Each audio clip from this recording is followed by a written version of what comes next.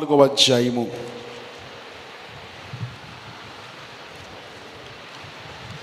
సంఖ్యాకాండ పుస్తకం 14వ అధ్యాయము 43వ వచన భాగాన్ని మనం ధ్యానం చేద్దాం.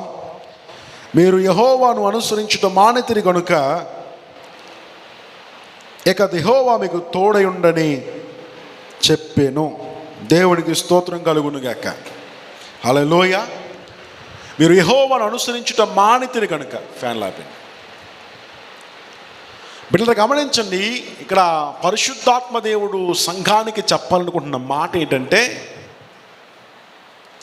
మీరు దేవుణ్ణి అనుసరించుట మానేశారు, దేవుడు మీతో రాడు.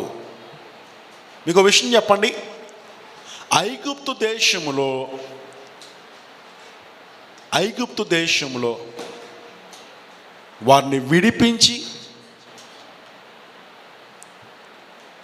వారికి తోడయ్యుండి ముందు వెనకాల కాచి పగలు మేఘస్తంభముగాను రాత్రి, మీరందరూ మాట్లాడారు, రాత్రి అగ్ని స్తంభముగాను దేవుడు వారితో ఉండి, ఏమండి యుద్ధాలు వచ్చాయి, శ్రమలు వచ్చాయి, కష్టాలు వచ్చాయి, సముద్రాలు వారిని ఆటంకపరిచాయి. ఇన్ని వచ్చినా ఇన్ని కలిగినా వారిని ఓడించి విడిపించి నడిపించింది మోషేయా దేవుడా? మీ అద్దరు నుంచి సమాధానం రావాలి నాకు. ఎవరు? మోషే దేవుడా? ఎవరు మాట్లాడతలేదు? మోషే గారా దేవుడా? దేవుడు. ఆ దేవుడే లేకపోతే మోషే కూడా నామమాత్రుడే, నిమిత్త మాత్రుడే.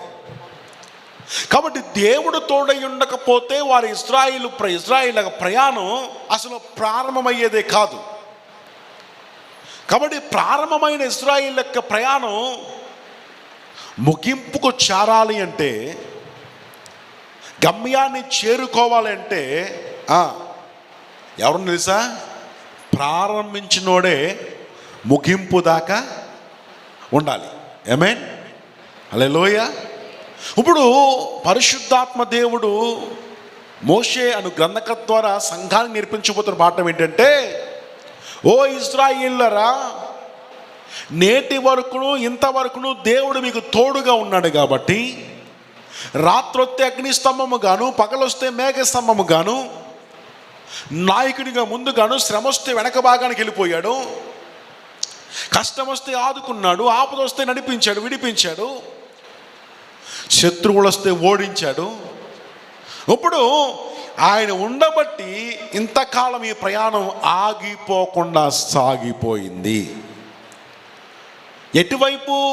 గమ్యం వైపు. ఎటువైపు? చేరుకోవాల్సిన ప్రాంతం వైపు, కానాను వైపు.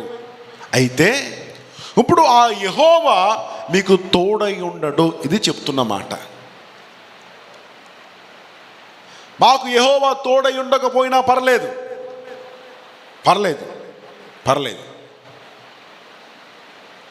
మాకు ఎవరు తోడుగా తెలుసా? మోషే తోడుగా ఉన్నాడు, మాకు యెహోషువ తోడుగా ఉన్నాడు. అబ్బాయి మాకు అవసరం లేదు, మేమే విస్తారమైన ప్రజలు మేము ఉన్నాం. మా 12 గోత్రాలకి 12 మంది పెద్దలు ఉన్నారు, కాబట్టి మాకేమీ అవ్వదు అని అనుకున్నారా వాళ్ళు? హలో, ఒకవేళ నేను అంటాను, దేవుని చిత్తమేమో కనానుకు చేరుకోవాలని, దేవుని చిత్తమేమో కనానుకు చేర్చాలని.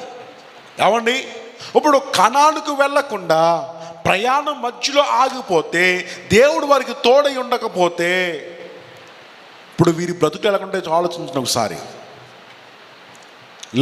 లేదు, ఖచ్చితంగా అర్ధాంతరంగా బ్రతుకులు ముగించబడకూడదు. ఖచ్చితంగా గమ్యానికి ఇజ్రాయేలులో చేరుకోవాలి.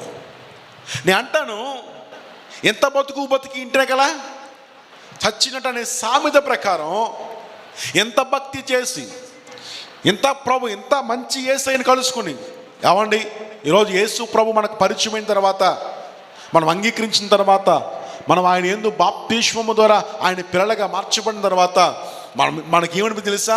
ప్రపంచంలో అందరికంటే ధన్యులు ఎవరైనా ఉన్నారంటే అది మనమే. నమ్మిన వారు స్తోత్రం చెప్పండి. హల్లెలూయా. ఇది ఎవరికి అనిపించలేదు? ప్రపంచంలో ఉన్న ఏ బోధల్లో కూడా పాపాన్ని ఖండించే బోధ లేదు, ఎలా ఉండాలి అలా ఉండాలని చెప్పే బోధ లేదు, లోకంలో మీరు తాగొద్దయ్యా తిరగొద్దయ్యా అని చెప్పే బోధ లేదు. కానీ కరాఖండితంగా చెప్తున్న బోధ ఏమైనా ఉందంటే అది వాక్యమే, క్రిస్టియానిటీ లేదా క్రైస్తత్వమే. కాబట్టి ఇలాంటి యేసయ్యను కలుసుకున్న తర్వాత మనిషి యొక్క అన్వేషణలో ఉన్న ప్రశ్నలన్నీ జవాబులు దొరికాయి. మనిషి యొక్క ఆత్మీయ అసంతృప్తికి తృప్తి కలిగింది. ఇప్పుడు దాకా ఏదో ఆరాధించడమే తప్ప, పూలు విసరడమే తప్ప, నచ్చింది చేయడమే తప్ప దేవుడు తనతో మాట్లాడతాడు అన్న అనుభవాలు వేరే ఎక్కడా కూడా కలగలేదు. కానీ ఒక్క ప్రభువును చేరుకున్న తర్వాత దేవుడు మాట్లాడతాడు అన్న విషయం అర్థమైంది. మీకు అర్థమైతే మీ స్తోత్రం చెప్తారు. హల్లెలూయ. దేవుడు మాట్లాడుతున్న విషయం అర్థమైంది, దేవుడు ఉన్నాడన్న విషయం అర్థమైంది, దేవుడు ఏమండి సజీవుడన్న విషయం అర్థమైంది.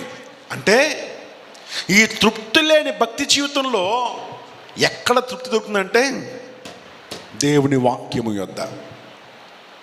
కాబట్టి బిడ్డలారా జ్ఞాపకం చేసుకున్నాం, మన జీవితాలలో ఎంత మంచి యేసుని కలుసుకున్నాం కదా, నిజదేవుని కలుసుకున్నాం కదా, పాప పుణ్యాలకు వ్యత్యాసం అర్థమైంది కదా, ఎవరు నమ్ముకుంటే ఎక్కడికి చేర్చబడతాం అర్థమైంది కదా. ఎంత మంచి దేవుని కలుసుకున్న తర్వాత కూడా, ఎంత మంచి యేసుని కలుసుకున్న తర్వాత కూడా, ఎంత మంచి భక్తిని చేస్తున్న నీ జీవితంలో నువ్వు యెహోవాను అనుసరించుట మాని వేయుట వలన దేవుడు నీకు తోడుగా రాడు అన్న విషయం నీకు అర్థమైతే గనక ఇంకో విషయం అర్థం కావాలి, నువ్వు గమ్యాన్ని చేరుకోలేవు అన్న విషయం కూడా అర్థం కావాలి. హల్లెలూయ. మనం యెహోవాను అనుసరించడం మానేసాం. వెంటనే ఇంకో విషయం అర్థం కావాలి, మనము గమ్యాన్ని చేరుకోలేము అన్న విషయం అర్థం కావాలి. హల్లెలూయ. మీకు ఆల్రెడీ చెప్పాను, వెంబడించడం వేరు, అనుసరించడం వేరు. వెంబడించువాడు సంఘాన్ని వెంబడిస్తాడు, అనుసరించేవాడు సంఘములో ఉన్న క్రీస్తుని వెంబడిస్తాడు, క్రీస్తును అనుసరిస్తాడు. Praise the lord. హల్లెలూయ. నేను మాట్లాడుతాను, మీ కనెక్టివిటీ దేనితో? మీ కనెక్టివిటీ దేవునితో. దేనితో? ఈరోజు సండే ఆదివారానికి వెళ్ళాం, ఈరోజు ఆదివారం ఆరాధనలో పాలు పంపులు పొందాం, ఈరోజు మా కానుక వేసాం, ఈరోజు అయిపోయింది, భక్తి అయిపోయింది, అంతే, భక్తి అయిపోయింది. ఈ కొంతమంది దీనితోనే సంబంధం. మరి ఆ మండే నుంచి వాక్యంతో సంబంధం ఎంతమందికి ఉంటుంది? ప్రార్థనతో సంబంధం ఎంతమందికి ఉంటుంది? అమ్మ నా మాట నా వే మీకు అర్థమైందా? నా వే మీకు అర్థమైందా? వెంబడించువానికి అనుసరించువానికి మధ్య వ్యత్యాసం చెప్తున్నాను. మీలో చాలామందికి ఆదివారపు ఆరాధనలోనే మీకు దేవునితో సంబంధం. అంటే ఈ బిల్డింగ్ ఇక్కడ అడుగు పెట్టామా లేదా, ఈరోజు చర్చికి వెళ్ళామా లేదా, ఈరోజు వాక్యం విన్నామా లేదా, మా కానుక విత్తుకున్నామా లేదా, మేము ఇవాళ ఇచ్చామా లేదా, ఒక పాట పాడామా లేదా, ప్రార్థనలో మోకరించామా లేదా, మనం గడిపామా లేదా, ఇదే మన ఆలోచన, ఇదే మన తాత్పర్యం. మరి after Monday after Sunday, Monday to లేదా సోమవారం నుంచి శనివారం వరకు, సోమవారం నుంచి శనివారం వరకు నీ లైఫ్ ఏంటి? నీ జీవితం ఏంటి?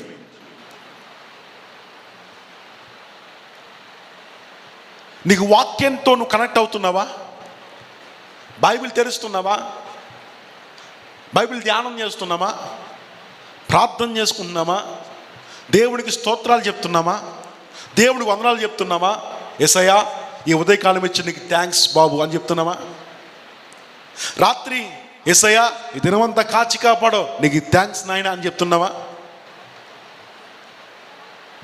నా మాటకు ఎవరైనా ప్రశ్న చెప్పగలరా? కనీసం మీ హృదయంలో నా ప్రశ్న వస్తుందా? అంటే అనుసరించువానికి వెంబడించువానికి వ్యత్యాసం ఏంటంటే, ఈ సోమవారం నుంచి శనివారం వరకు వాక్యముతోనూ ప్రార్థనతోనూ సంబంధం ఉన్నవాడు ఆదివారం మందులు అడుగు పెట్టామే లేదా, కానుకేసామే లేదా, దీనికోసం రాడు. ఈరోజు దేవుడు నాతో ఏం మాట్లాడతాడు, నేను ఎలా బలపరచబడాలి, నేను ఎలా కృప పొందుకోవాలి, నేను ఎలాగ దేవుడికి దగ్గర అవ్వాలి, ఇంకా ఎలా బలపరచబడాలి అని వస్తాడు. నేను అంటాను, దేవుడు వాని కోసమే దేవుడు సేవకుని కూడా సిద్ధపరుస్తాడు. హల్లెలూయా, హల్లెలూయా. మనలో ఎంతమందికి ఈ అలవాటు, ఈ సంబంధం ఉంది? నేను అంటాను, ఆదివారపు ఆరాధనతో సంబంధం ఉన్నవారు మీరు వెంబడించువారు మాత్రమే, మీరు వెంబడించువారు మాత్రమే, మీరు అనుసరించేవారు కాదు. కొందరి జీవితాల్లో ప్రార్థన ఉంటుంది కానీ బైబిల్ రీడింగ్ ఉండదు, బైబిల్ రీడింగ్ ఉంటుంది కానీ ప్రార్థన ఉండదు, ఏదో ఒకటి ఉండదు. కొంతమందికి ఏది ఉండదు. నేను అంటాను, మీరు అనుసరించే లెక్కలోనికి రావడం లేదు. దీనివల్ల నష్టం ఏంటంటే దేవుడు మీతో రాడు. అవుతే ఏంటంటే మీరు గమ్యాన్ని చేరుకోలేరు. మరి మా సంఘంలో మా పేరు ఉంది కదా, గడిచిన ఆల్రెడీ ముందు చెప్పను మీకు, జీవ గ్రంథములో నుంచి వారి పేర్లు నేను ఏం చేస్తానంటే దేవుడు తీసేస్తానని చెప్పాడు. రాసిన పేర్లే దేవుడు ఏమన్నాడు, తొలగిస్తానన్నాడంతే. ఎందుకు ఏ కారణము చేత? అయిలారా మీరు వెంబడిస్తున్నా నన్ను దేనికోసం? మేలు కోసం, దీవెన కోసం, ఆశీర్వాదం కోసం, ఏదో పొందుకోవడం కోసం. కొన్నిసార్లు యేసు ప్రభు దగ్గర సాటిస్ఫాక్షన్ లేకపోతే అప్పుడప్పుడు బయట కూడా వెళ్ళొచ్చేతాం. కారణం ఏంటి? మనకు ఇక్కడ ఈ విషయం ఇక్కడ పని అవ్వలేదు, అక్కడన్నా పని అవుద్దేమో. మీరందరూ ఏ కోవలోనికి వస్తున్నారంటే వెంబడించే కోవలోనికి వస్తున్నారు. దేవుడు చెప్పాలన్న మాట అంటే దేవుడు నీతో రాడు. యాకోబుకు దేవుడు ప్రమాణం చేస్తాడు, యాకోబు నేను నీతో పాటు వస్తాను, నీ వెళ్ళు ప్రాంతానికి వస్తాను, నేను నిన్ను దీవిస్తాను అన్నాడంతే. ఈ వాగ్దానం చేత పట్టుకుని ధైర్యంగా వెళ్ళిపోయాడు. ఎక్కడికి? మామగారి దగ్గరికి, మేనమామ దగ్గరికి వెళ్ళిపోయాడు. వెళ్ళిన తర్వాత ఎప్పుడైతే ఒక అమ్మాయిని చూశాడో, దేవుని యొక్క చిత్తాన్ని, దేవుని యొక్క ఆలోచనను, దేవుణ్ణి మర్చిపోయాడు, ప్రేమలో పడ్డాడు. ఆయనైతే అమ్మాయి ప్రేమలో పడ్డాడు, మనమైతే లోక ప్రేమలో పడిపోయాం.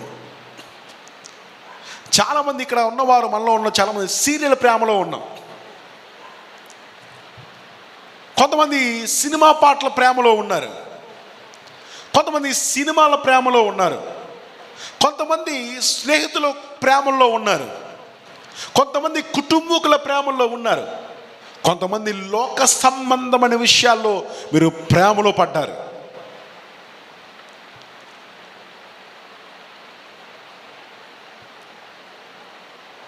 అందుకనే ఈ ప్రేమలో ఉండి, ఈ మత్తులో ఉండి మనం దేన్ని మర్చిపోయింది తెలుసా? దేవుడు నాతో పాటు వస్తాడన్నాడు కదా అనే విషయాన్ని మర్చిపోయాం. ఆయన ఉన్నాడు, చూస్తున్నాడు, మన పక్కనే ఉన్నాడు, మనతోనే ఉన్నాడన్న స్పృహ లేకుండా బతికేస్తున్నాం. మీరు ఆలోచించాలి, వేగంగా చెప్పుకుని వెళ్ళిపోయే మాటలు కావు ఇవి.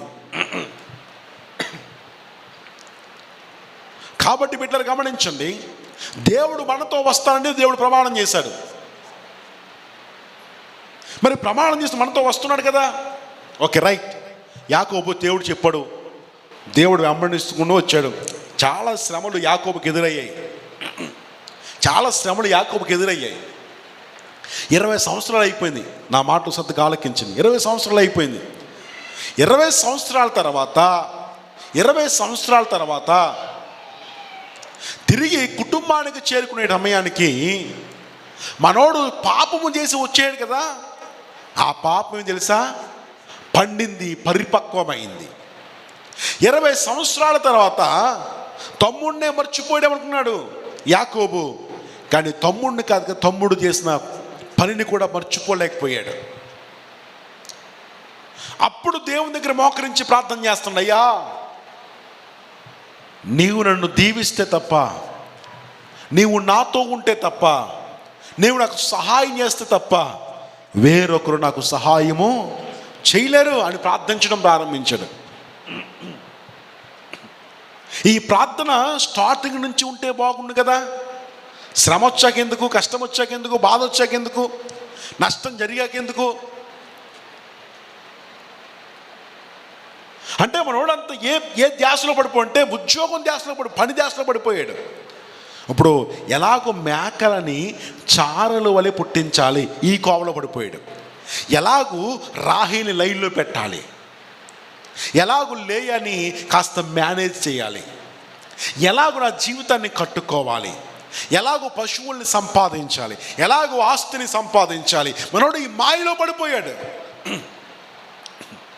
ఈ మాయలో పడిపోయి దేవుడిని పట్టించుకోవడం మానేశాడు.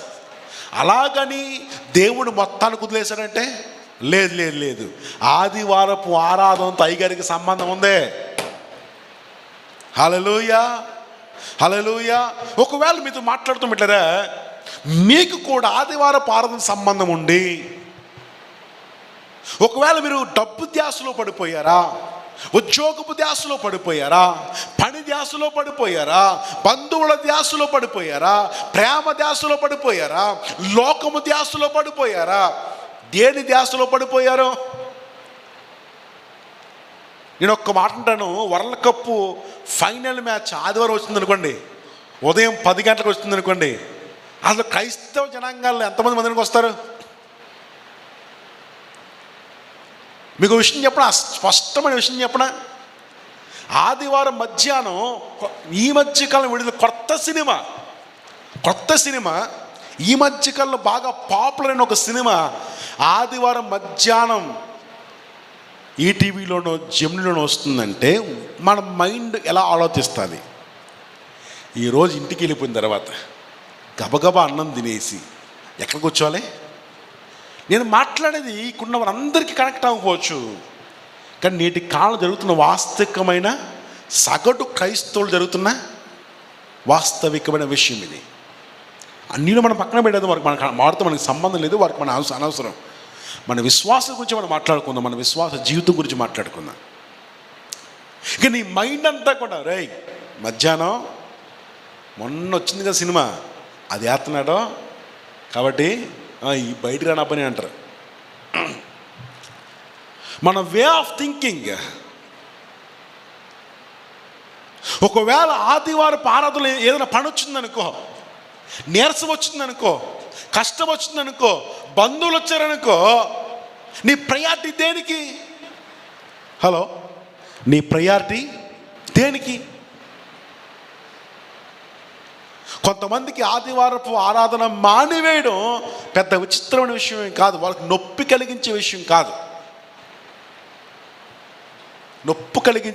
కాదు, రైట్? మీకు అర్థమవుతుంది కదా? అర్థమవుతున్న వారు దేవునికి స్తోత్రం చెప్పండి. హల్లెలూయా హల్లెలూయా. చాలామందికి ఆదివారపు ఆరాధన మానివేయడం అనేది పెద్ద నొప్పి కలిగించే విషయం కాదు. కొంతమందికి నొప్పి కలిగిస్తున్న వారి బాధ్యతలను బట్టి వారు వెళ్ళాల్సి వస్తుంది బిడ్డలే.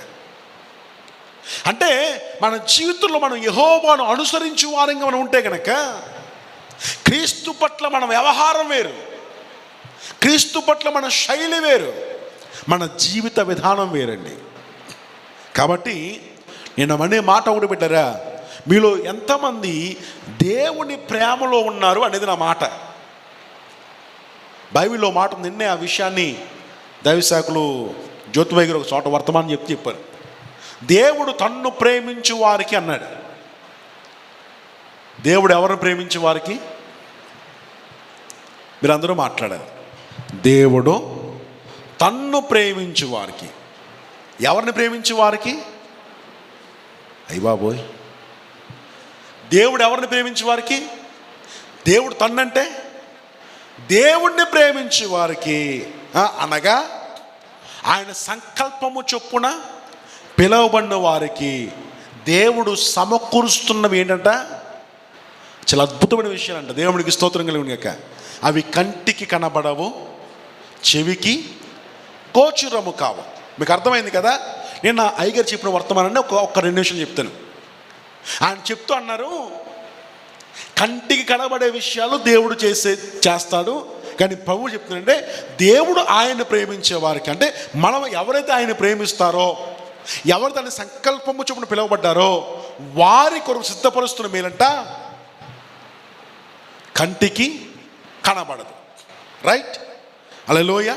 నేను ఆ విషయంలో కాస్త ఆయన చెప్పిన దానికంటే మన వాక్య ప్రకారం భిన్నంగా మాట్లాడుకుందాం. కంటికి కనబడదు ఏం చెప్పండి. ఈరోజు భూప్రపంచం అన్నీ కంటికి కనబడుతున్నాయి. మరి కంటికి కనబడింది ఏంటి? పరలోకమే. దేవునికి స్తోత్రం కలుగును గాక. హల్లెలూయా. మనకు కనబడినది ఏంటి? అయ్యో, ఎవరిని చూసి పరలోకం ఎవరిని చూసారు? ఇక్కడ చూసొచ్చారా?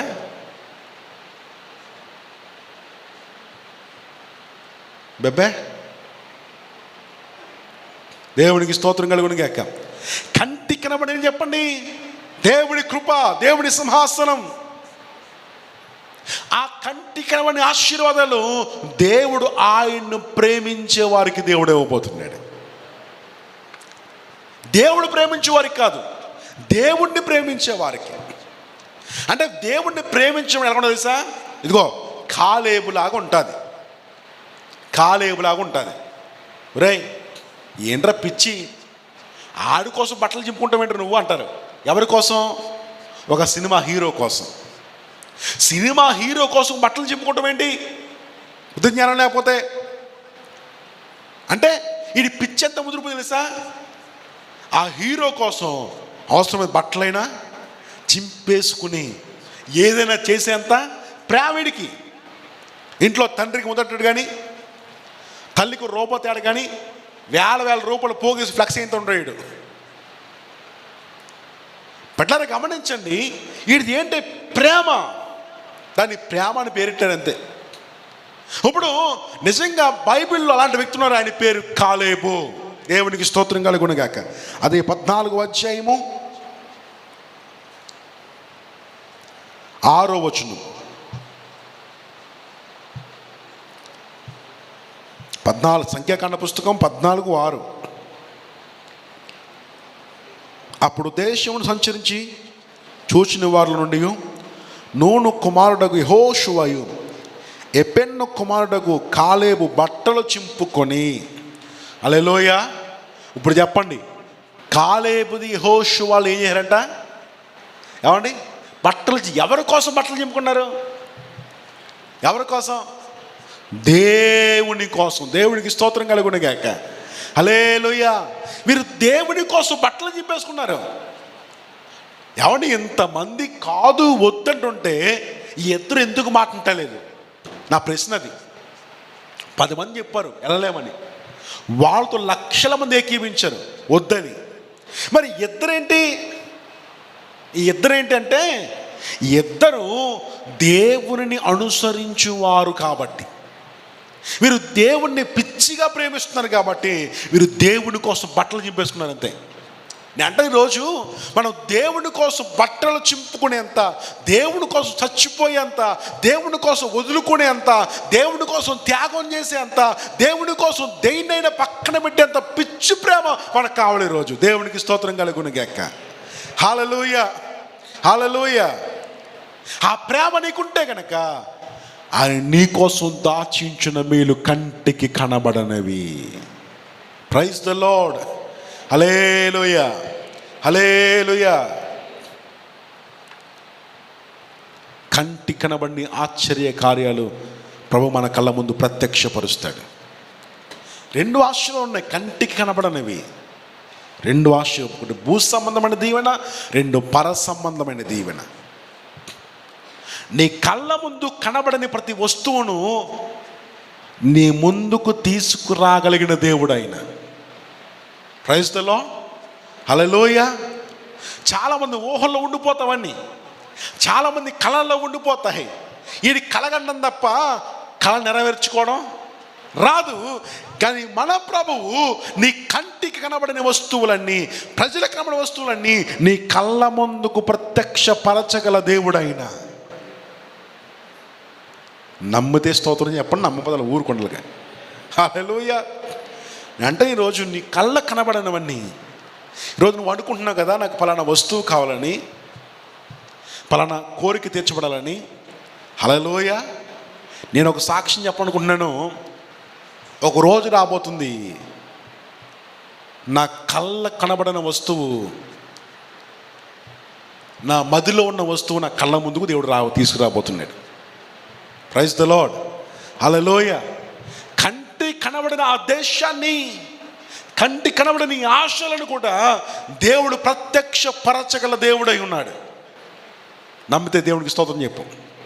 హల్లెలూయా, హల్లెలూయా, హల్లెలూయా.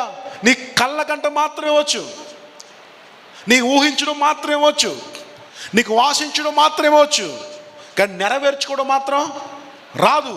నేను చెప్తే ఈరోజు దేవుని దాసునిగా, దేవుని మాటగా ఈ మాట ప్రకటిస్తున్న బిడ్డలారా, నేను అంటాను, నువ్వు దేవుని అనుసరించి వాడవైతే, దేవుణ్ణి ప్రేమించి వాడవైతే, నువ్వు దేవుని అధికంగా ఇష్టపడే వాడవైతే, ఆయన ప్రేమిస్తూ ఆయన్ని వెంటాడే వ్యక్తి అయితే, అనుదినం ఆయన్ని సేవించే వ్యక్తి అయితే, అనుదినం ఆయనతో సహవాసం చేసే వ్యక్తి అయితే కనుక దేవుడు అంటాడు, దేవుడు చెప్తున్నాడు కదా, నేను నిన్ను నీకు కనిపించని స్థితిని, నీకు కనిపించని స్థాయిని, కనిపించిన వస్తువులను, కనిపించిన ఊహించిన ఊహిస్తున్న నువ్వు కళ్ళ కట్టుని ప్రతి దానిని నీ కళ్ళ ముందుకు ప్రత్యక్షపరచగలిగిన దేవుణ్ణి కలిగి ఉన్నావు నువ్వు. ఆమేన్. హల్లెలూయా, హల్లెలూయా. దావీదు ఎన్నడూ వాసించలేదండి. నేను దావీదు అన్నాను కదా, నేను దావీదు ఏమీ లేనప్పుడు, అసలు ఏమీ లేనప్పుడు, తల్లిదండ్రుల ప్రేమ దక్కలేదు, అన్నదమ్ముల ప్రేమ దక్కలేదు, పలాదురుకు బయట తిరుగుతున్నాడు, అడిగేవాళ్ళు లేడు. కానీ ఏంటో విచిత్రం తెలియనప్పుడా, ఆ వయసులో, ఆ చిన్న వయసులో ఆ గొర్రెల కాపరికి ఆ సహవాసం వేరు, ఆ పద్ధతులు వేరు, గొడవ వేరు. అసలు అలాంటి వ్యక్తికి దేవుణ్ణి ఎంతగా ప్రేమించాడంటే, దేవుడు అంటే పిచ్చి ప్రేమ. ఒకసారి గొలియాతు దేవుని ఒక్క మాటనాన్ని దావీదుకి పిచ్చెక్కిపోయింది. ఎవరు ఒక విషయం చెప్పంటారా, దావీదుకి పిచ్చెక్కిపోయి ఆడిని కొడతాకి 5 రాళ్ళు పట్టుని వెళ్ళాడు. దావీదు ఉద్దేశం ఏంటి, ఈ రాళ్ళతో వాడు చస్తాడు, అసలు వాడిని చంపగలమా? ఇది దావీదు మైండ్లో లేదు. అసలు దావీదు మైండ్లో వాడు నా దేవుణ్ణి ఇంత మాట్లాడా అనే కోపం మాత్రం ఉండిపోయింది. కోపం ఉంటే సరిపోద్దా, బలం ఉంటుందా? దావీదు యొక్క ప్రేమ చూడండి. దావీదు కొట్టలేడు, దావీదు ఏమీ చేయలేడు, ఆయన ఒక నిమిత్త మాత్రుడు, బలము లేదు. చెప్పుకుంటాకి వీరికైన వ్యక్తి అండి. అసలు గొలియాత ముందు మామిడి గురించి మాట్లాడటం చాలా చాలా హాస్యాస్పదంగా ఉంటుంది. అలాంటి దావీదు దేవుడు ఎంత పిచ్చంటే, దేవుణ్ణి ఏమన్నా అన్నాడని వెళ్ళిపోతానంటే 5 రాళ్ళు తీసుకుని, దేవుడు గెలిపించకపోతే దావీదు పరిస్థితి కుక్క బతికైపోతున్నాం. మీకు విషయం చెప్పంటారా, ఈరోజు దేవుణ్ణి ఏమి అనలేమలేని దావీదు ప్రేమ గొప్పదా? మన వల్లే దేవునికి అవమానం వస్తుంది, మన ప్రేమ ఎట్టిది. మన వల్ల, మన ద్వారా, మన క్రియల వల్ల చాలాసార్లు దేవుడికి అవమానం వస్తుంది. మనం ఏం ప్రేమిస్తున్నాం దేవుణ్ణి అంటాను. దావీదు లాంటి పిచ్చి ప్రేమ నీకుంటే కనుక, దావీదులాగా పిచ్చి ప్రేమ నీకుంటే కనుక గమనించండి. దానియేలు వలె ప్రార్థన చేయొద్దన్నా కానీ, ఇదిగో నేను ఆహారం తింటమైన మానేస్తాను కానీ నేను ప్రార్థించకుండా ఉండలేనంటగా రాజాజ్ఞను మీరి ప్రార్థన చేశాడు. షట్రక్ కేపేసిన గోళ్ళు, అయ్యా చావుని తెస్తాము కానీ మేము మా దేవుడికి వ్యతిరేకం ఒక పని చేయమన్నా. పిచ్చి ప్రేమ, పిచ్చి ప్రేమ. ఎవరంటే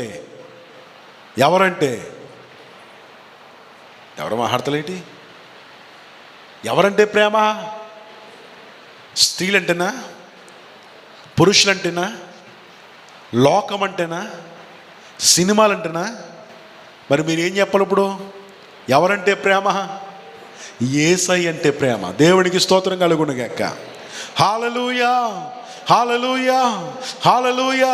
నా ప్రియ దేవుని సంగమా, మనకు యేసయ్య అంటే అంత పిచ్చి ప్రేమ ఉంటే గనక మనం యేసయ్యని ఖచ్చితంగా అనుసరిస్తాం.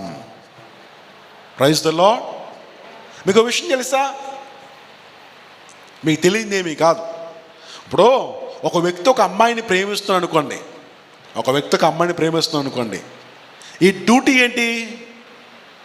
ఈ డ్యూటీ ఏంటి? ఆ పిల్ల ఇంట్లో నుంచి బయట రాకముందు ఇంటికి ముందు ఉంటాడు. వీడి ఎంక్వైరీ ఏంటి? ఈరోజు ఎక్కడికి వెళ్తుంది, ఈరోజు ఏం చేస్తుంది, ఈరోజు ఏ కలర్ డ్రెస్ వేసుకుంది.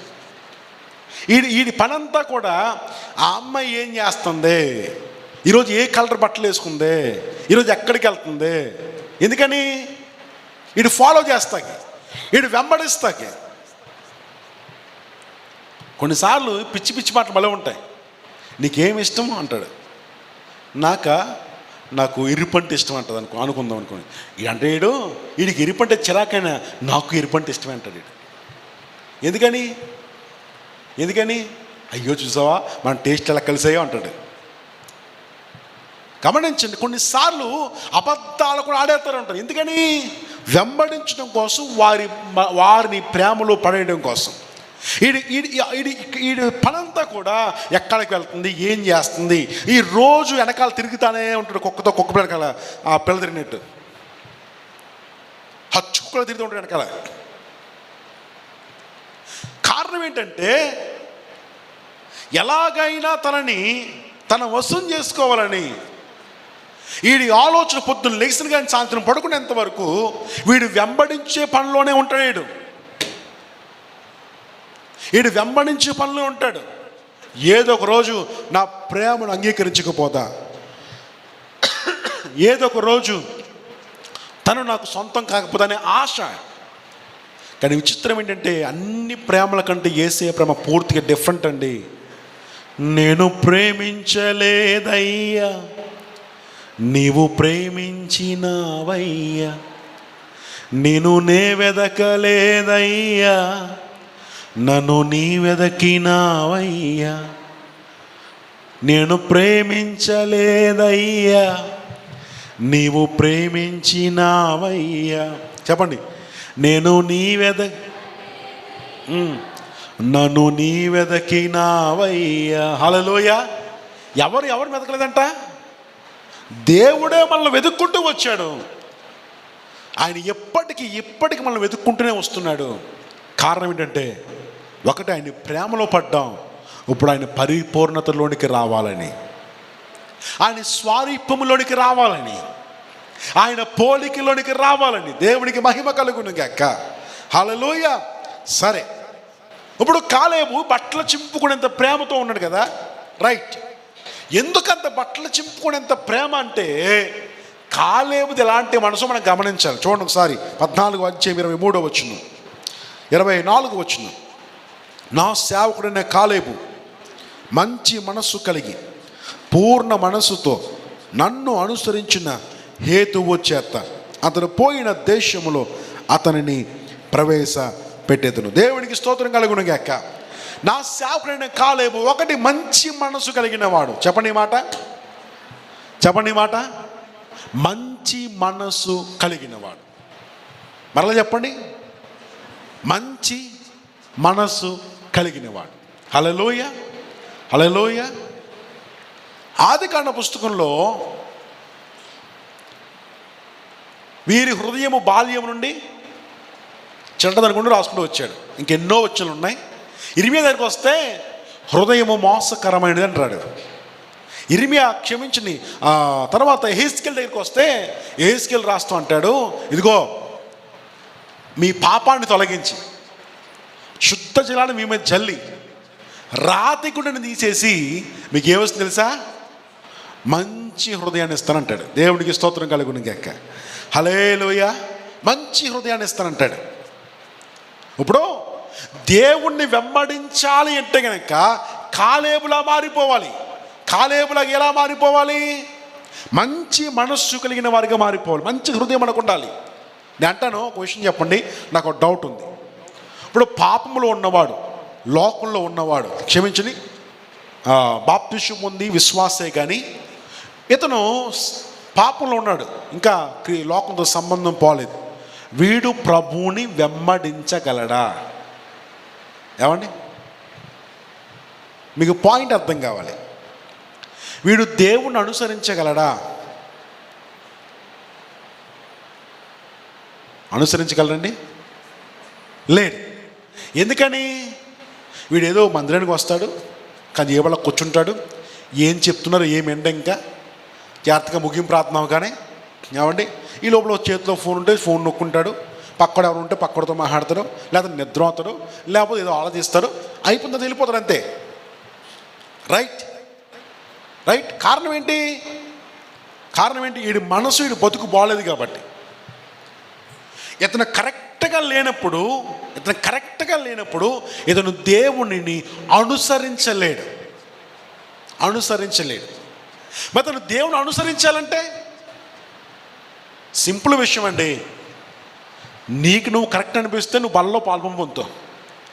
నీకు నువ్వు కరెక్ట్ అనిపించకపోతే బల్ల తీసుకుంటానికి ఏం చేస్తావు? నువ్వు లేచి వెళ్ళిపోతావు, లేదంటే వద్దని చెప్తావు. కారణం ఏంటి? అయ్యగారు, ఈరోజు నాకు ఎందుకో నా మనసు బాగలేదు, నేను ఏదో చిన్న పొరపాటు చేశాను కాబట్టి నా మనస్సాక్షి అంగీకరించలేదు కాబట్టి నేను ఈరోజు బలలో పాలు పంపులు పొందాను. ఒకవేళ అన్నీ బాగుంటే ఏం చేస్తాం? బలలో చేతులు ఉంచుతాం. రైట్? అలాగే బిడ్డలారా, మనకు మంచి మనస్సాక్షి, మంచి హృదయము, మంచి వ్యక్తిత్వం లేకపోతే కనుక మనము దేవుని అనుసరించలేం. ఎందుకంటే కనుక దేవుని అనుసరించేవారు, దేవుడు పరిశుద్ధుడు కాబట్టి మనమును కూడా పరిశుద్ధంగా ఉండాలి. దేవుని దగ్గర వచ్చి ఈ కోణం పనిచేస్తుందండి. అయ్యో, ఆయన దగ్గరికి వస్తే పరిశుద్ధంగా ఉండాలి, మనం పరిశుద్ధులము కాదు కాబట్టి మనకు ఎందుకు వచ్చిన గొడవ అని అనుకుంటాం, అంతే. సరే, ఇప్పుడు మరి మంచి మనస్సాక్షి కావాలంటే ఎలాగా? దానికి జవాబు అక్కడ ఉంది. నువ్వు దేవుని సరిగ్గా అనుసరిస్తే నీకు మంచి మనస్సాక్షి కలుగుతుంది. హల్లెలూయా. నేను గడిచిన వారం 2వ సెషన్లో ఈ మాట చెప్పాను నేను. ఏంటంటే, మనము పాపులమైనంత మాత్రాన, మనం పొరపాట్లు చేసినంత మాత్రాన, ఏమంటే మన దుర్మార్గులమైనంత మాత్రాన మనము దేవునికి దూరం అయిపోకూడదు. మీకు అర్థమైంది కదా? ఒకవేళ నువ్వు కరెక్ట్గా ఉండలేకపోతున్నావు, నీ స్పిరిచువల్ లైఫ్ని నువ్వు స్టాండర్డ్ చేసుకోలేకపోతున్నావు, నువ్వు దేవుడు కూడా నమ్మకంగా బతకలేకపోతున్నావు, నేను ఒక మాట చెప్తాను, జాగ్రత్తగా విను. కానీ నువ్వు సరిగ్గా లేకపోయినా పర్లేదు, కానీ నువ్వు ఒక పని చేయి. నువ్వు డైలీ 2 మెడిసిన్లు వాడు, 2 ట్యాబ్లెట్లు వేసుకో. ఉదయం ఆ ట్యాబ్లెట్లు వేసే, పరగడుపున వేసే. ఆ 2 ట్యాబ్లెట్ల పేరునంటే, ఈ పరగడుపున వేసిన ట్యాబ్లెట్ల పేరునంటే, ఒకటి వాక్యము, రెండవది ప్రార్థన. ఈ పరగడుపున ఈ 2 ట్యాబ్లెట్లై మేబీ నీ దైనందిక జీవితంలో, నీ సహవాసాన్ని బట్టో, నువ్వు వెళ్తున్న పనులు బట్టో నువ్వు కొన్ని పొరపాట్లు చేస్తుండొచ్చు, కొన్ని బలహీన సమయాలన కొన్ని పొరపాట్లను చేస్తుండొచ్చు, కొన్ని బలహీన సమయాలన కొన్ని కోపం వచ్చినప్పుడు కొన్ని మాటలు పలికి ఉండొచ్చు. కానీ అంటున్నాను, ఇవన్నీ ఈ లోపమంతా బాగానే ఉంది, ఈ రోగం అంతా బాగానే ఉంది, ఈ రోగం తగ్గుతలేదు. నేను చెప్తాను, జాగ్రత్తగా విను. ఈ తగ్గలేనంత మాత్రం, ఈ ట్యాబ్లెట్లు వాడితే మాత్రం మానొద్దు. ఒక్క మాట చెప్పాలని ఆశపడదు. రైట్ టైం అందు దేవుడు పట్టుకుంటాడు, ఖచ్చితంగా అన్ని విషయాలు దేవుడు మార్పునిస్తాడు. హల్లెలూయా, హల్లెలూయా, హల్లెలూయా. కానీ ట్యాబ్లెట్లు ఇప్పుడు మానొద్దు. చాలాసార్లు ఏమవుతుందంటే, మనోడికి భక్తి ఉప్పొంగినప్పుడు దేవుని వాక్యానికి ప్రార్థనకి దగ్గరికి ఉంటాడు, ఆ భక్తి కాస్త తగ్గగానే మరలా వాక్యానికి ప్రార్థనకు దూరం అయిపోతాడు. మనది ఏదో ఐసీలో చూడండి, చిన్న టీవీ ఉంటుంది, దాంట్లో ఏం చూపిస్తుంది? మన హార్ట్ బీట్ కదా, హార్ట్ బీట్ చూపిస్తుంది, ఇలాగ వెళ్తుంది. మనదంతా ఈ భక్తిలాగా ఉండకూడదు. ఏ భక్తి? పైకి కిందకి, పైకి కిందకి, పైకి కిందకి, పైకి కిందకి. ఆ భక్తిలాగా ఉండకూడదు. మనది ఏ భక్తిలాగా ఉండాలి? ఎప్పుడు ఒకే భక్తి, దేవునికి స్తోత్రం కలుగును గాక. హల్లెలూయా. నువ్వు అలా కొనసాగు, అలా దేవునితో సహవాసం చేయి. అంటాను, శిష్యులను దేవుడు అపోస్తుల వలె మారుస్తాడు. శిష్యులను దేవుడు ప్రవక్తలా మారుస్తాడు. శిష్యులను దేవుడు శక్తివంతమైన సాధనాలుగా మారుస్తాడు. దేవుడికి స్తోత్రం కలుగును గాక. హల్లెలూయా. నువ్వు లోపాలున్న శిష్యుడివే, నీలో లోపాలున్నాయి, కానీ నువ్వు శిష్యుడు కాకుండా పోతావా? లేదు, నువ్వు శిష్యుడవే. నీలో పొరపాట్లున్నాయి, నువ్వు శిష్యుడవే. తగిన దినమందు దేవుడు పవిత్రపరచుకుని నీకు పనప్పగించే స్థాయి వచ్చేంత వరకు కూడా నువ్వు దేవుని దగ్గర నమ్మకమైన శిష్యుడిగా కొనసాగంతే. దేవునికి స్తోత్రం కలుగును గాక. హల్లెలూయా. కంచిన్నవలగా కొనసాగించబడు, కొనసాగించబడు, కొనసాగించబడు. లోకంలో నీకున్న స్నేహితులను బట్టి, నీకున్న సహవాసం బట్టి ఒకవేళ వారితో ఉన్నామని దేవుణ్ణి విడిచిపెట్టద్దు, ప్రార్థన విడిచిపెట్టద్దు. నేను అంటాను, నువ్వు దేవునికి దగ్గర అయ్యే కొలిదేనే నువ్వు లోకానికి దూరంగా కాగలవు. మీకు అర్థమైందండి? లోకానికి దూరమై తర్వాత దేవుని దగ్గర అవుతానంటే ఎప్పటికీ నేను దూరం చేసుకోడు. ఎవడో మాట్లాడతలేటి? నువ్వు లోకానికి దూరం అయ్యి అయ్యారు అన్నీ మానేసిన తర్వాత అప్పుడు వస్తానండి బాప్తిసం తీసుకుంటాకి. ఎప్పుడు మాంతావు ఏమో, ఎప్పుడు మాంతావు? వీడికి కుడివైపు నుంచి ఎడమ వైపు నుంచి ఈ గుండె ఆ శీల ఆగేసింది అనుకోండి, అప్పుడు వస్తాడు. దానికి ఏం పేరు పెడతాం మనం? హార్ట్ అటాక్ అంటాం. ఆ అటాక్ వచ్చేంత వరకు వీడు మందిరానికి రాడు, బాప్తిసం పొందడం. హల్లెలూయా. నేను అంటాను, ఎప్పుడు అంటే నేను అంటాను, నువ్వు దేవుడికి దూరంగా ఉండి లోకానికి దగ్గరగా ఉన్నంత కాలం నువ్వు లోకానికి దూరంగా లేవు. కానీ దేవునితో సహవాసం చేయి. దేవుడే తన కృప చేత, తన వాక్యము చేత నిన్ను పవిత్రపరచుకుంటూ లోకానికి దూరంగా చేసుకుంటాడు. హల్లెలూయా. నీకు ఫస్ట్ ఆఫ్ ఆల్ దేవుడి ప్రేమ అంటే అర్థం కావాలంటే ముందు దేవుని పాదాల దగ్గర ఉండు. నేనేంటి అర్థం కావాలంటే నాతో సహవాసం చేయి. నా మనస్తత్వం ఏమిటి అర్థం కావాలంటే, నా ప్రేమ అర్థం కావాలంటే, ఏమండి నా మంచితనం అర్థం కావాలంటే, నేను ఎలాంటి వాడిని అర్థం కావాలంటే మీరు నాతో రోజు మాట్లాడండి, నాతో సహవాసం చేయండి, నాకు కలిసి ప్రార్థన చేసుకుందాం. అది జరిగినాయి అనుకోండి, అప్పుడు ఏమవుతుంది? మనకి అవతల వ్యక్తి ఎలాంటి అర్థమవుద్ది. మరి దేవుడు అంటే మనకు అర్థం కావాలంటే మనం రోజు ఆయనతో సహవాసం చేయాలి. హల్లెలూయా. మీకు విషయం తెలుసా? దాన్ని ఏమంటారో తెలియదు, కానీ ఒక చిన్న బాటిల్ టైప్ ఉంటుంది, దాంట్లో సమ్ ఇసుక టైప్ ఉంటుంది. దాన్ని ఏం చేస్తామంటే ఇలా తిప్పగానే ఆ పైనంతా కిందకు వస్తుంది, మళ్ళీ ఇలా తిప్పగానే ఆ పైన ఉన్నదంతా కిందకు వస్తుంది. నువ్వు విషయం తెలుసా? మనం దేవునితో కనెక్ట్ అవ్వగానే ఆయనలో ఉన్న ప్రేమ, అభిషేకము, ఆత్మ నింపుదల ఇదంతా దేవుడు మనలోనే పంపించేస్తాడు. ఆ ప్రేమ కొలతలు లేవు కదా, ఆ ప్రేమకు సరిహద్దులు లేవు కదా. ఆయన ప్రేమతో దేవుడు మనల్ని నింపుతాడు. అందుకనే ఏ ప్రేమ పొందని దావీదు దేవుని ప్రేమతో నింపబడ్డాడు కాబట్టి బతుకున్నాడు. ఇంకా ఎన్ని ప్రేమలో దూరమైన యేసేపు దేవుడి ప్రేమతో నింపబడ్డాడు కాబట్టి చచ్చా ఎందుకు ఈ బతుకనుకోలేదు, నిత్యము ప్రభుతో సహవాసంలో ఉన్నాడు. దేవుడికి స్తోత్రం కలుగును గాక. హల్లెలూయా. మనం దేవుని ప్రేమతో, ఆయన అభిషేకంతో, ఆయన ఇచ్చే పరిశుద్ధ నింపడాలంటే కనుక మనము దేవునికి దగ్గరగా సహవాసం చేయాలి. ఒకటి మంచి మనస్సు. ఆ మంచి మనసు నీకు రావాలంటే కనుక రాతి గుండెను తీసి మాంసపు గుండెను, మంచి హృదయాన్ని ఇచ్చే దేవుని యొద్దకు మనం రావాలి. ఆయన అనుసరించాలి, ఆయన వెంబడించాలి. దేవునికి స్తోత్రం కలుగును గాక.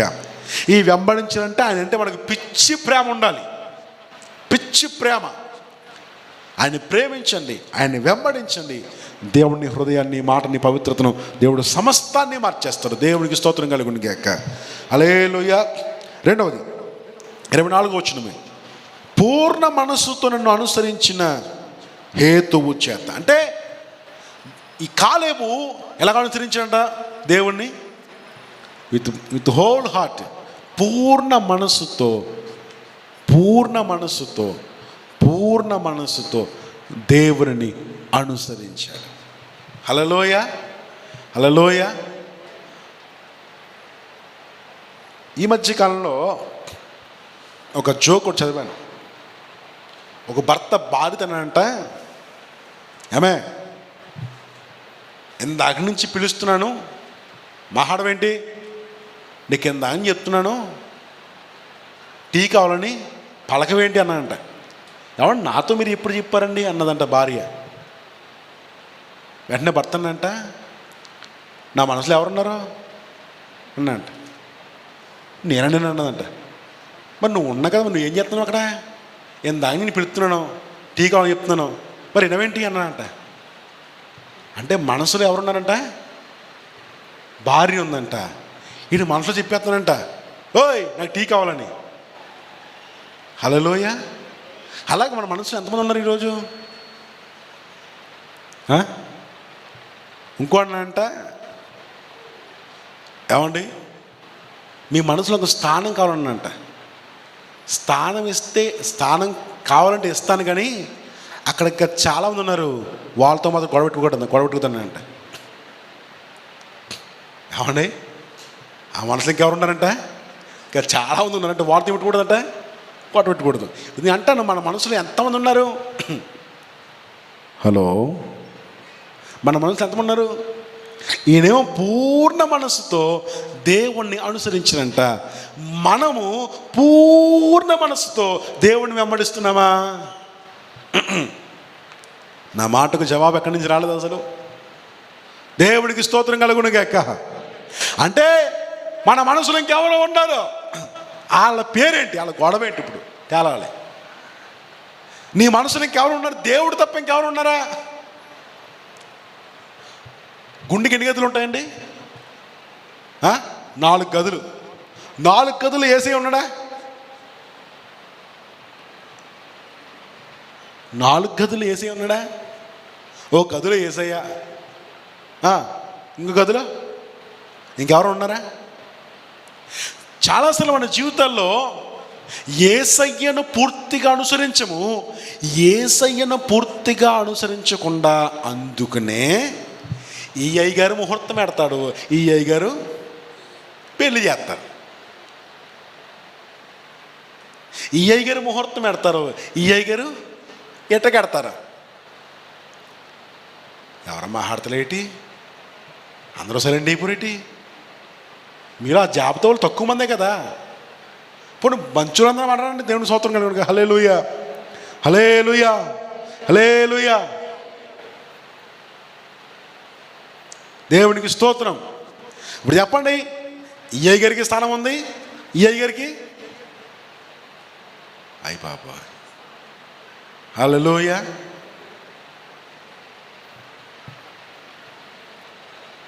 బిడ్డలు గమనించండి, మన మనసులో ఇంకెవరికైనా స్థానాలు ఉన్నాయా? వీరి మనసులో దేవుడే ఉన్నాడు కాబట్టి పూర్ణ మనసుతో దేవుని అనుసరించడం, ఒకడే ఉన్నాడు కాబట్టి. అది ఇద్దరు ఒకరు ఉంటే అందుకనే మన బ్రతుకులు ఏమవుతుంది తెలుసా, అన్నీ ఫాలో అయిపోతున్నాం. కారణం ఏంటి? మనం అనుకున్నామంతే, నా మనస్సంతా నీ కోసమే అని పాడేస్తున్నాం అంతే. హల్లెలూయా. యేసయ్యా నీకు తెలవకుండా ఇంకొకటి పెట్టిన లోపల. దేవునికి స్తోత్రం కలుగును గాక. కానీ విచిత్రం ఏంటంటే, అర్థం చేసుకోవాలి, నీ ఆలోచన ఏంటంటే, చీకటి ఉన్న చోట వెలుగు ఉండనే ఉండదు. దీంతో మీరు ఎంతమంది ఏకీపిస్తారు? అసలు మీరు చీకటి ప్రపంచంలో లేరా? మీ ఇంట్లో కరెంటు పోదా? మీ దేశంలో రాత్రి రాదా? ప్రాణసూత్రండి. ఇంకా చీకటి ఉండదు, వెలుగు ఉంటుందా? వెలుగున్న చోట చీకటి ఉండదు, అంతే కదా. మన పూర్ణ మనసుతో మనం యెహోవాను అనుసరించకపోతే కనుక దేవుడు మన హృదయంలో ఉండడు అనే విషయం కూడా పూర్తి వాస్తవం. కాబట్టి కాలేబులు 2 విషయాలు. ఒకటి, పిచ్చి ప్రేమ యేసయ్య అంటే. రెండవది, మంచి మనసు కలిగిన వాడు. ఈ మనసు ఎవరిచ్చారు దేవునికి? కాలేబుకి దేవుడిచ్చాడు. మూడవది, దేవుణ్ణి పూర్ణ మనసుతో, ఏమంటే ఇంకా వేరే ఆలోచన లేదు, వేరే దైవం లేదు, వేరే దిక్కు లేదు, పూర్తిగా పూర్ణ మనసుతో దేవుణ్ణి అనుసరించిన వాడు ఎవరు? కాలేబు. ఈ 3 లక్షణాలు నీతో ఉంటే దేవుడు నీతో వస్తాడు. దేవుడు నీతో వస్తే నువ్వు గమ్యానికి చేర్చబడతావు. నువ్వు గమ్యానికి చేర్చబడితే హల్లెలూయ దేవుణ్ణి కలుసుకుంటావు. దేవునికి స్తోత్రం కలుగును గాక.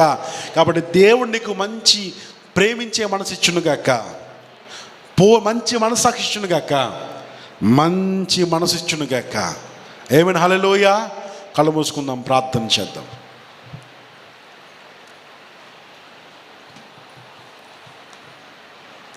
హల్లెలూయా.